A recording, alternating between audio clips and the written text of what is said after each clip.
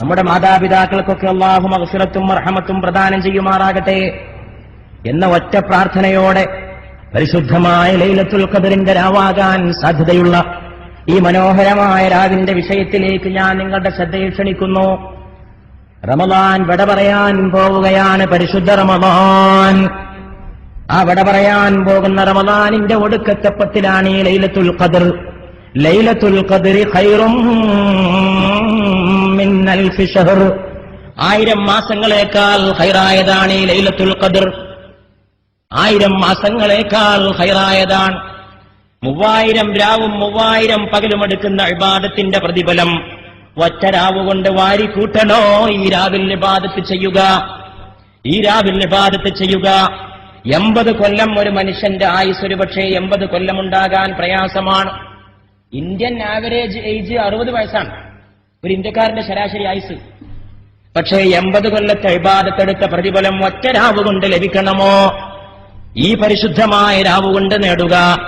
ലൈലത്തുൽ ഖദ്രി ഖൈറും മിൻ അൽഫി ശഹർ. 1000 മാസങ്ങളേക്കാൾ ഖൈറായതാണ് ഈ ലൈലത്തുൽ ഖദ്ർ. അത് വളരെയേറെ പുണ്യമായ രാവാണ്, പവിത്രമായ രാവാണ്, അള്ളാഹുവിന്റെ അനുഗ്രഹങ്ങൾ ചൊരിഞ്ഞു വരുന്ന രാവാണ്. പക്ഷേ ലൈലത്തുൽ ഖദ്ർ വരുമ്പോൾ സന്തോഷം നമ്മുടെ മനസ്സിൽ ഉണ്ടാകുന്നു. എന്താണ് ഈ ലൈലത്തുൽ ഖദ്ർ? എന്താണ് ഈ ലൈലത്തുൽ ഖദ്ർ? ലൈലത്തുൽ ഖദ്രി ഖൈറും മിൻ അൽഫി ശഹർ. ഇന്നാ അൻസൽനാഹു ഫീ ലൈലത്തുൽ ഖദ്ർ. നാം ആ ഖുർആനിനെ ലൈലത്തുൽ ഖദ്റിലാണ് അവതരിപ്പിച്ചിട്ടുള്ളത്. ഖദ്റിന്റെ രാവിലാണ് നാം അതിനെ ഇറക്കിയിട്ടുള്ളത്. അതുകൊണ്ട് ആ മാസം വളരെ ശ്രേഷ്ഠമായ രാവാണ്. തനസ്സലുൽ മലായികത്തു വറൂഹ്. അന്ന് റൂഹും മലക്കുകളും ഇറങ്ങി വരും. റൂഹ് എന്ന് പറഞ്ഞാൽ മറ്റാരുമല്ല, ആമിന ബീവിയുടെ മുത്തുമോന്റെ നെറ്റിത്തടത്തിൽ വിയർപ്പ് തുള്ളികൾ സൃഷ്ടിച്ച റൂഹുൽ അമീനേ മലക്ക് ജിബ്രീൽ അലൈഹിസ്സലാം. ആ ജിബ്രീൽ ഇറങ്ങി വരുന്ന രാവാണ് ലൈലത്തുൽ ഖദ്ർ. അത് ഇന്ന് രാവിൽ കോട്ടക്കൽ കുറ്റിപ്പുറത്തെ ചെനക്കലെ പാറപ്പുറത്തിറങ്ങുമോ? ജിബ്രീലിന്റെ ചിറകടി കൊണ്ട് എന്റെ സഹോദരങ്ങളെ നിങ്ങളുടെ കൽബുകൾ തഖ്വയുടെ പൂക്കളെ വിരിയിച്ചെടുക്കുമോ? അള്ളാഹുവിനെ മാത്രം അറിയുന്ന അജ്ഞാതമായ നിഗൂഢതകളാണ്. ആർക്ക് പറയാൻ കഴിയും അങ്ങനെ സംഭവിക്കുമോ എന്ന്? റബ്ബിന്റെ അനുഗ്രഹം ജിബ്രീലിന്റെ ചിറകേറി വരുന്ന രാവാണ് ലൈലത്തുൽ ഖദ്ർ എന്ന് പറയുന്ന ഈ രാവ്. പരിശുദ്ധ റമളാനിന്റെ വിട പറയാൻ പോകുന്ന ഈ മനോഹരമായ രാവ്, ഒടുക്കത്തെ 10 നിങ്ങളതിനെ തിരയുക എന്നാണ് മുത്ത് നമ്മോട് പറഞ്ഞിട്ടുള്ളത്. ഇത് ഇന്ന രാത്രിയാണെന്ന് പറഞ്ഞിട്ടില്ല. 27 രാവ് എന്ന് കണിശായിട്ടൊന്നും പറയാൻ കഴിയില്ല. അതൊക്കെ കൗമുണ്ടാക്കിയതാണ്. ചില ഉലമാക്കന്മാരൊക്കെ അങ്ങനെ അഭിപ്രായം പറഞ്ഞിട്ടുണ്ട്. 27 രാവ് ആകാൻ സാധ്യതയുണ്ടെന്ന്, അത്രേ ഉള്ളൂ. 27 രാവ് തന്നെയാണ് ലൈലത്തുൽ ഖദ്ർ എന്ന് ഉറപ്പിച്ച് പറയാൻ ഒരു തെളിവും ദീനില്ല, ഖുർആനിലില്ല, ഹദീസിലില്ല. നമ്മുടെ മദ്ഹബിന്റെ ഇമാമായ ഷാഫിഈ ഇമാമിന്റെ അഭിപ്രായത്തിൽ 21 രാവോ 23 രാവോ ആണ്. ആലോചിച്ച് നോക്കണം. ആ ഷാഫിഈ ഇമാമിന്റെ മദ്ഹബിലാണ് നമ്മൾ. പക്ഷേ വേറെ കുറെ ഇമാമിങ്ങളുടെ അഭിപ്രായത്തിൽ 27 രാവിന് കൂടുതൽ സാധ്യതയുണ്ടെന്ന് മാത്രം. ഇതെന്തിനാ രാത്രി അങ്ങനെ വ്യക്തമാക്കാതെ വെച്ചത്? അത് തന്നെ ഒരു രഹസ്യമാണ്. അത് വ്യക്തമായാൽ അന്ന് മനുഷ്യന്മാരെ ഇബാദത്തെടുത്തിട്ട് അതിന്റെ കൂലി ഒന്നിച്ചു കൊണ്ടുപോകും. വ്യക്തമാകാതിരുന്നാലോ ഏത് രാവും ആ രാവാകാൻ സാധ്യതയുണ്ട് എന്ന് മനസ്സിലാക്കിയിട്ട് കൂടുതൽ കൂടുതൽ ഇബാദത്തിലേക്ക് ഇറങ്ങി വരും ഏത് രാവും. ലൈലത്തുൽ ഖദ്ർ ഇന്ന ദിവസമാണെന്ന് എനിക്ക് ബോധ്യപ്പെട്ടാൽ ഞാൻ എന്താണ് ചെയ്യേണ്ടത് എന്നൊരു ഭാര്യ ഭർത്താവിനോട് ചോദിച്ചു. ഭാര്യ സാധാരണ ഭാര്യയല്ല, ആയിഷ ബീവിയാണ്. സിദ്ദീഖിന്റെ ഓമന മകളായ സയ്യിദത്തുന ആയിഷത്തു സിദ്ദീഖ റളിയല്ലാഹു തആല അൻഹ. ഭർത്താവ് അല്ലാഹുവിന്റെ റസൂലാണ്. ചന്ദ്രഗോളങ്ങൾ ചുറ്റിക്കറങ്ങി വന്ന ഭർത്താവിന്റെ കൂടെ കിടന്ന ആയിഷ ബീവിയെ നിങ്ങൾ എത്ര ഭാഗ്യവതിയാണ്. ആയിഷ ബീവി ചോദിക്കുന്നു, എനിക്ക് ലൈലത്തുൽ ഖദ്ർ ഇന്ന രാവാണെന്ന് ബോധ്യപ്പെട്ടാൽ ഞാൻ എന്താണ് ചെയ്യേണ്ടത് അല്ലാഹുവിന്റെ റസൂലേ? എന്റെ ഭർത്താവേ എന്നല്ല, എന്റെ കൂടെ കിടക്കുന്ന പുതുമാരനെ എന്നല്ല, എന്റെ തവകാന്തനെ എന്നല്ല, എന്റെ ജീവന്റെ സ്വപ്നമേ എന്നല്ല, എന്റെ സാക്ഷാത്കാരമേ എന്നല്ല, എന്റെ കൂടെ നിദ്ര കൊള്ളുന്ന ഭർത്താവേ എന്നല്ല, അല്ലാഹുവിന്റെ റസൂലേ ഞാൻ എന്ത് ചെയ്യണം? എനിക്കത് ബോധ്യപ്പെട്ടാൽ ഉടൻ തന്നെ പത്നിയെ വിളിച്ചുകൊണ്ട് മുത്തുമണി പറയുന്നു, എന്റെ പ്രിയപ്പെട്ട ആയിഷ, നീ അങ്ങ് ചൊല്ലണം, അല്ലാഹുമ്മ ഇന്നക അഫുവ്വുൻ തുഹിബ്ബുൽ അഫ്വ ഫഅഫു അന്നീ. അല്ലാഹുവേ നീ മാപ്പ് ചെയ്തു കൊടുക്കുന്നവനാണ്, നിനക്ക് മാപ്പ് ചെയ്തു കൊടുക്കൽ ഇഷ്ടമുള്ള കാര്യമാണ്, അതുകൊണ്ട് നീ എനിക്ക് മാപ്പ് നൽകണമേ എന്ന് ആയിഷ നീ പ്രാർത്ഥിക്കണമേ എന്റെ ആയിഷ എന്ന് റൂഹുൽ അമീനായ ജിബ്രീലിന്റെ വഹി ഏറ്റുവാങ്ങിയ മുഹമ്മദ് മുസ്തഫ സല്ലല്ലാഹു അലൈഹി വആലിഹി വഅസ്ഹാബിഹി വസല്ലം തന്റെ പ്രിയപ്പെട്ട പത്നിയെ ഉപദേശിക്കുകയാണ്. ലൈലത്തുൽ ഖദർ ഭാര്യയ്ക്ക് പോലും പറഞ്ഞു കൊടുത്തില്ല, സ്വകാര്യമായിട്ടെങ്കിൽ അത് ഇന്ന രാത്രിയാവും. ഒരു ദിവസം അള്ളാഹുവിന്റെ റസൂൽ പറഞ്ഞു, എനിക്കത് ഇന്ന രാത്രിയാന്ന് മനസ്സിലായി, ഇന്ന രാത്രിയാണ് ലൈലത്തുൽ ഖദർ എന്ന് എനിക്ക് അള്ളാഹു അറിയിച്ചു തന്നു. ഞാനത് നിങ്ങൾക്ക് പറഞ്ഞു തരാൻ വേണ്ടി വരികയായിരുന്നു. പെട്ടെന്ന് രണ്ടാൾ തമ്മിൽ ശണ്ട കൂടുന്നത് ഞാൻ കണ്ടു. ശണ്ട കൂടുന്നത് കണ്ടപാടെ എന്റെ മനസ്സിൽ നിന്ന് അത് ഇന്ന രാത്രിയാണെന്ന വിജ്ഞാനം അള്ളാഹു ആകാശത്തിലേക്ക് ഉയർത്തിക്കളഞ്ഞു. മറന്നുപോയി. ഇന്ന രാത്രിയാണെന്ന് ആദ്യം അറിയിച്ചു തന്നു. രണ്ടാളും തിരക്കുകൊണ്ടപ്പോ ആ വിജ്ഞാനം അള്ളാഹുവിനെ കൊണ്ടുപോയി. അതൊരു പക്ഷേ നിങ്ങൾക്ക് ഖൈറിനായിരിക്കുമെന്ന് മുഹമ്മദുർ റസൂലുള്ളാഹി സ്വല്ലല്ലാഹു അലൈഹി വആലിഹി വഅസ്ഹാബിഹി വസല്ലം. ലൈലത്തുൽ ഖദറിനെ പറ്റി ഒരുപാട് ഹദീസുകളുണ്ട്. ഞാൻ പറഞ്ഞാൽ ഒരു പക്ഷേ ഏതെങ്കിലുമൊക്കെ വിട്ടുപോകുമെന്ന് വിചാരിച്ചിട്ട് ഏതാനും ഹദീസുകൾ മാത്രം ഇവിടെ വായിച്ചു കേൾപ്പിക്കുന്നു. തബ്റാനി ഉദ്ധരിക്കുന്നു, ലൈലത്തുൽ ഖദർ പ്രശാന്തമായ രാത്രിയിലാണ്. അല്ലാഹുവിന്റെ റസൂൽ പറയാണ്, രാത്രിക്ക് ഒരു ശാന്തി ഉണ്ടാവും. ഉഷ്ണമോ ശൈത്യമോ കാറ്റോ മഴയോ ഇല്ലാത്ത രാത്രി. ചിന്തിക്കണം, ഞാൻ വ്യാഖ്യാനിക്കുന്നില്ല, നിങ്ങളൊക്കെ ബുദ്ധിയുള്ളവരാണ്. അന്ന് നക്ഷത്രങ്ങൾ എറിയപ്പെടുകയില്ല. ഉദയസൂര്യൻ രശ്മികളില്ലാതെ ഉദയം ചെയ്യുന്നത് ലൈലത്തുൽ ഖദറിന്റെ ലക്ഷണങ്ങളിൽ പെടുന്നതാണ്. നാളെ രാവിലെ സൂര്യോദയം പോയി നോക്കണം ബുദ്ധിയുള്ളവര്. തബറാനി രേഖപ്പെടുത്തിയ ഹദീസാണ്. വേറെ ഒരു ഹദീസിൽ സഹീഹ് ബുഖാരിയിൽ പറയുന്നു, അല്ലാഹുവിന്റെ റസൂൽ ലൈലത്തുൽ ഖദർ റമദാൻ 27-നോ 29-നോ ആണ്. അത് വേറെ ഹദീസിൽ വേറെയും കാണും. വേറെ ഒരു ഹദീസിൽ ഇബ്നു മാജാ റഹ്മത്തുള്ളാഹി അലൈഹി റിപ്പോർട്ട് ചെയ്യുന്നു, ലൈലത്തുൽ ഖദർ നഷ്ടപ്പെടുന്നത് നിർഭാഗ്യവാന്മാർക്കാണ്, നഷ്ടപ്പെടുന്നവർക്ക് സകലതും നഷ്ടപ്പെടും. വേറെ ഒരു ഹദീസ് സഹീഹ് ബുഖാരി തന്നെ ഉദ്ധരിക്കുന്നു, നിങ്ങളതിനെ റമദാൻ അവസാന 10-ലെ 9 ബാക്കിയുള്ളപ്പോൾ, 7 ബാക്കിയുള്ളപ്പോൾ, 5 ബാക്കിയുള്ളപ്പോൾ തിരയുക. പിടുത്തം കൊടുക്കാത്ത ഹദീസ്. 9 ബാക്കിയുള്ളപ്പോൾ, 70 ബാക്കിയുള്ളപ്പോൾ, 5 ബാക്കിയുള്ളപ്പോൾ തിരയുക. വേറെ ഒരു ഹദീസ് സഹീഹ് ബുഖാരി, വല്ലവനും ലൈലത്തുൽ ഖദറിനെ കണ്ടെത്തണമെങ്കിൽ റമദാനിലെ ഒടുവിലത്തെ 10 അതിനെ അന്വേഷിക്കണം.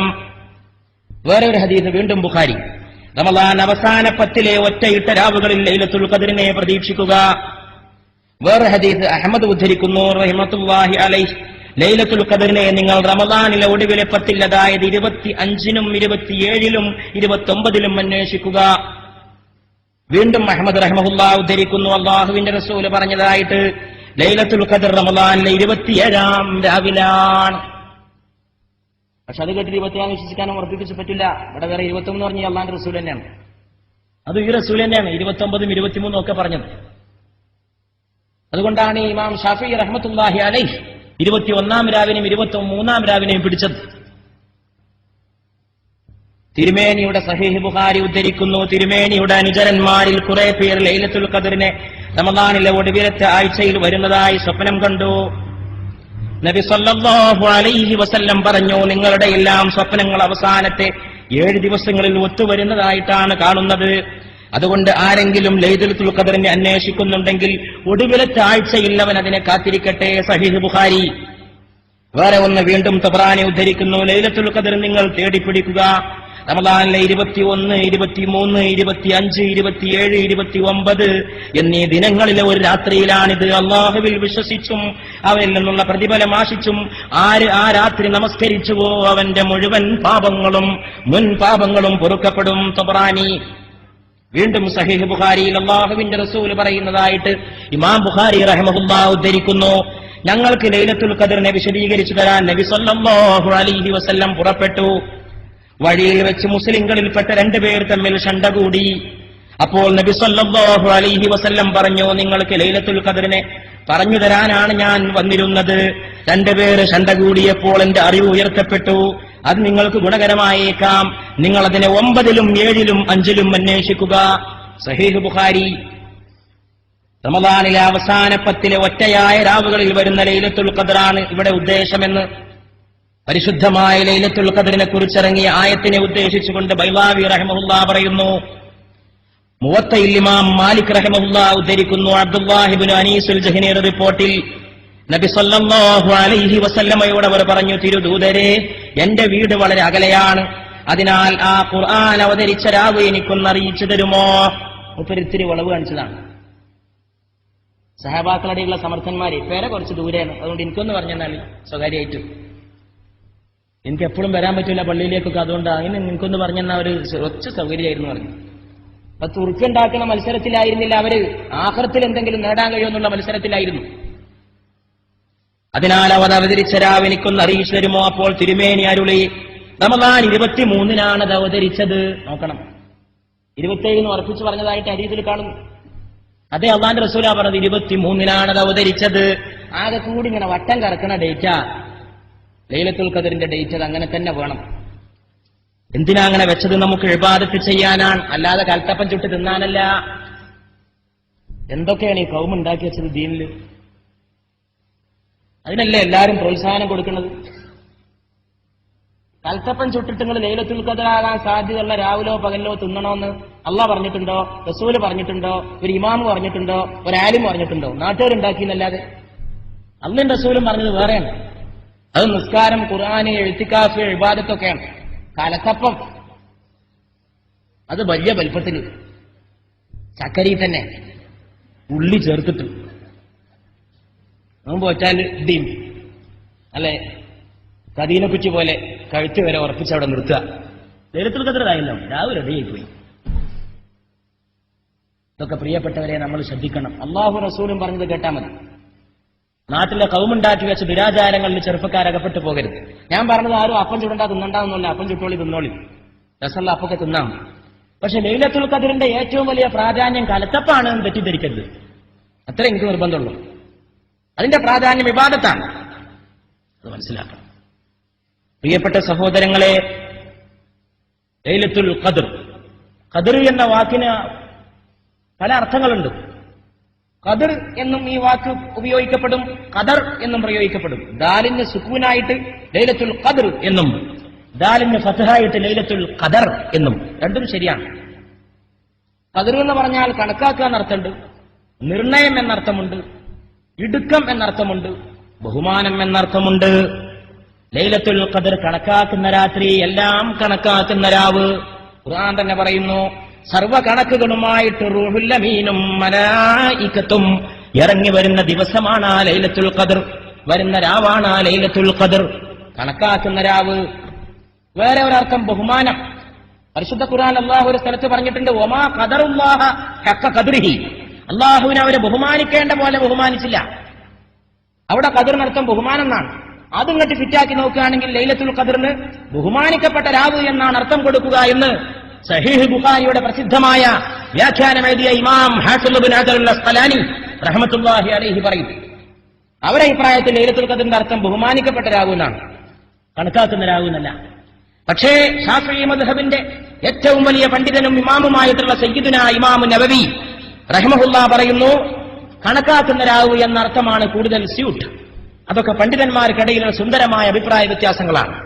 നന്മയിലേക്കും ഖൈറിലേക്കും ഉമ്മത്തിനെ നയിക്കാൻ പോന്ന, റഹ്മത്തിലേക്ക് നയിക്കാൻ പോന്ന അഭിപ്രായ വ്യത്യാസങ്ങൾ. ഇഖ്തിലാഫു ഉലമാഇ ഉമ്മത്തി റഹ്മ, എന്റെ ഉമ്മത്തിന്റെ പണ്ഡിതന്മാരുടെ അഭിപ്രായ വ്യത്യാസം അനുഗ്രഹമാണ് എന്ന് പറഞ്ഞിട്ടുള്ള ആ അഭിപ്രായ വ്യത്യാസമാണ് ഇവിടെ നമുക്ക് കാണുവാൻ സാധിക്കുന്നത്. കുഴപ്പമുണ്ടാക്കുന്ന അഭിപ്രായ വ്യത്യാസമല്ല. കുഴപ്പമുണ്ടാക്കുന്ന അഭിപ്രായ വ്യത്യാസമൊക്കെ തീരണം എന്നാണ് നമ്മൾ ആഗ്രഹിക്കേണ്ടത്. സമുദായത്തിൽ കുഴപ്പമുണ്ടാക്കുന്ന അഭിപ്രായ വ്യത്യാസങ്ങൾ ഉണ്ടാകരുത്, നല്ല അഭിപ്രായ വ്യത്യാസങ്ങൾ ഉണ്ടാവട്ടെ.